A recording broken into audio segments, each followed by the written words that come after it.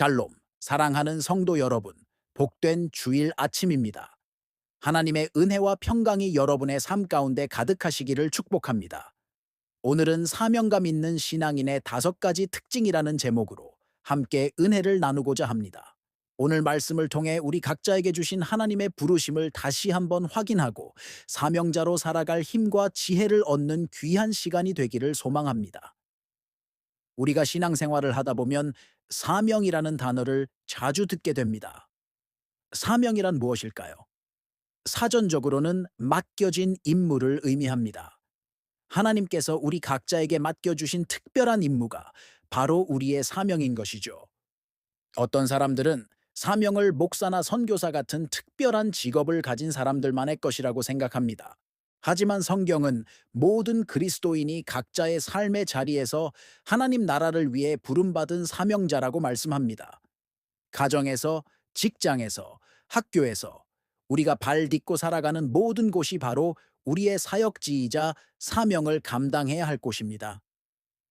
그렇다면 사명감으로 살아가는 신앙인은 어떤 모습일까요? 그들의 삶에는 어떤 특별한 특징이 나타날까요? 오늘 본문 말씀을 중심으로 5가지 특징을 함께 살펴보겠습니다. 첫 번째, 사명감 있는 신앙인은 해야 할 일을 스스로 찾아서 합니다. 누가 시켜서 마지못해 하는 것이 아니라 하나님께서 기뻐하실 일이 무엇인지, 교회와 공동체에 필요한 일이 무엇인지 늘 살피고 적극적으로 행동합니다.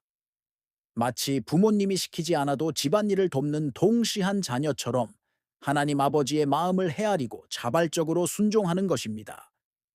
느헤미야를 생각해 보십시오. 그는 페르시아 왕의 술관원으로 편안한 삶을 살 수 있었습니다. 하지만 그는 무너진 예루살렘 성벽 소식을 듣고 heartbroken 했습니다. 그리고 누가 시키지도 않았는데 왕에게 간청하여 예루살렘으로 돌아가 성벽 재건이라는 엄청난 프로젝트를 시작했습니다. 이것이 바로 사명자의 모습입니다. 주변을 둘러보십시오. 혹시 내가 해야 할 일인데 미루고 있지는 않습니까? 혹은 다른 사람이 하겠지 하며 방관하고 있지는 않습니까? 주님의 몸 된 교회를 위해, 하나님의 나라를 위해 내가 할 수 있는 작은 일이 무엇인지 찾아보고 실천하는 저와 여러분이 되기를 바랍니다. 두 번째 특징은 꼭 해야 할 일 앞에서는 자신의 이익이나 손해를 따지지 않고 희생적으로 헌신한다는 것입니다. 사명의 길은 때로 우리에게 희생을 요구합니다. 시간과 물질, 재능, 탐지는 편안함까지도 포기해야 할 때가 있습니다. 하지만 사명자는 그 길 끝에 있을 하나님의 영광과 상급을 바라보기에 기꺼이 그 희생을 감당합니다. 사도 바울은 복음을 전하기 위해 수많은 고난과 핍박을 당했습니다. 매를 맞고 감옥에 갇히고 굶주리고 죽을 고비를 여러 번 넘겼습니다. 세상적인 기준으로 보면 그는 실패한 인생처럼 보일 수도 있습니다. 하지만 그는 내가 달려갈 길과 주 예수께 받은 사명, 곧 하나님의 은혜의 복음을 증언하는 일을 마치려 하면은 나의 생명조차 조금도 귀한 것으로 여기지 아니하노라. 고 고백했습니다. 그에게는 복음 전파라는 사명이 자신의 안위보다 훨씬 더 중요했던 것입니다. 우리도 마찬가지입니다. 하나님께서 맡겨주신 일을 감당할 때 때로는 손해보는 것 같고 억울한 마음이 들 때도 있을 것입니다. 하지만 그럴 때마다 십자가에서 모든 것을 내어주신 예수님을 기억하며 계산기를 내려놓고 기꺼이 헌신하는 믿음의 용시들이 되시기를 축복합니다. 세 번째, 사명감 있는 신앙인은 인내심을 가지고 맡은 일을 끝까지 완성합니다. 사명의 길은 단거리 경주가 아니라 마라톤과 같습니다. 처음에는 뜨거운 열정으로 시작했지만 예상치 못한 어려움과 장애물을 만나면 쉽게 지치고 포기하고 싶을 때가 많습니다. 하지만 진정한 사명자는 결과가 수군이 이나 에나쿠테모, 사람들의 인정이나 칭찬이 없어도 묵묵히 자신의 자리를 지키며 끝까지 인내합니다. 농부가 씨앗을 심고 수군이 열매를 기대하지 않는 것처럼 우리도 하나님께서 정하신 때에 반드시 열매 맺게 하실 것을 믿고 꾸준히 나아가야 합니다. 믿음의 조상 아브라함은 아들을 주시겠다는 약속을 받고 무려 25년을 기다렸습니다. 그만창한 기다림의 시간 동안 얼마나 많은 의심과 낙심이 있었겠습니까?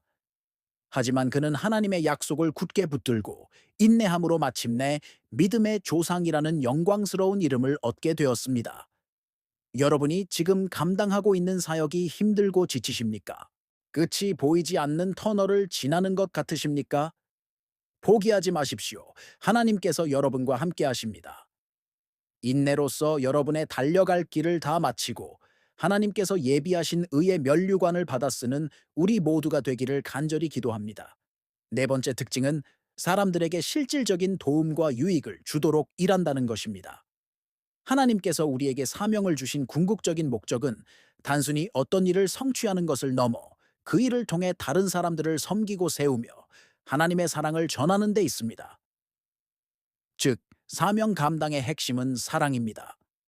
아무리 대단한 업적을 이루었다 할지라도 그 안에 사랑이 없다면 그것은 울리는 꽹과리와 같다고 성경은 말씀합니다. 예수님의 삶이야말로 이웃을 섬기는 사명의 완벽한 모델입니다. 그분은 병든 자를 고치시고 굶주린 자를 먹이시고 죄인들과 함께 하시며 그들의 친구가 되어 주셨습니다. 자신의 능력과 권위를 사람들을 지배하는 데 사용하지 않으시고 오직 그들을 섬기고 살리는 데 사용하셨습니다. 우리도 마찬가지입니다. 내가 가진 재능과 은사, 시간과 물질을 나 자신만을 위해 사용하는 것이 아니라 주변의 어려운 이웃을 돕고 공동체를 세우는 데 사용할 때 그것이 바로 하나님께서 기뻐하시는 진정한 사명 감당이 되는 것입니다. 여러분의 일과 사역을 통해 누군가가 위로를 얻고 힘을 얻고 예수님의 사랑을 경험하고 있습니까? 우리의 모든 수고가 이웃을 향한 사랑의 실천으로 이어지기를 소망합니다. 마지막 다섯 번째, 사명감 있는 신앙인은 항상 즐겁고 감사한 마음으로 땀 흘려 일합니다. 사명의 길은 때로 힘들고 고되지만 그 안에는 세상이 줄 수 없는 기쁨과 감사가 있습니다. 왜냐하면 하나님께서 나와 함께 하시며 나를 통해 일하신다는 확신이 있기 때문입니다.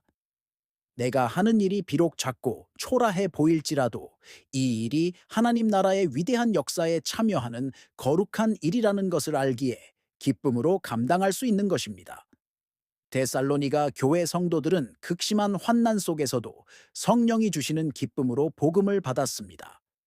그들은 고난 속에서도 감사하며 기쁨으로 주님을 섬겼고 그 결과 모든 믿는 자의 본이 되었습니다. 여러분은 어떻습니까? 주님의 일을 하면서 기쁨과 감사를 누리고 있습니까? 아니면 의무감과 부담감에 짓눌려 있습니까? 항상 기뻐하라. 쉬지 말고 기도하라. 범사에 감사하라는 말씀처럼 우리에게 구원의 은혜를 주시고 거룩한 사명까지 맡겨주신 하나님의 사랑에 날마다 감사하며 기쁨으로 땀 흘리는 저와 여러분이 되기를 바랍니다. 말씀을 맺겠습니다. 사랑하는 성도 여러분, 오늘 우리는 사명감 있는 신앙인의 다섯 가지 특징에 대해 나누었습니다. 첫째, 해야 할 일을 스스로 찾아서 하고, 둘째, 이익을 따지지 않고 희생적으로 헌신하며, 셋째, 인내심으로 일을 끝까지 완성하고, 넷째, 사람들에게 도움을 주도록 일하며, 마지막으로 항상 즐겁고 감사한 마음으로 일하는 것입니다. 우리 모두는 하나님께로부터 각자 고유한 사명을 부여받은 사람들입니다.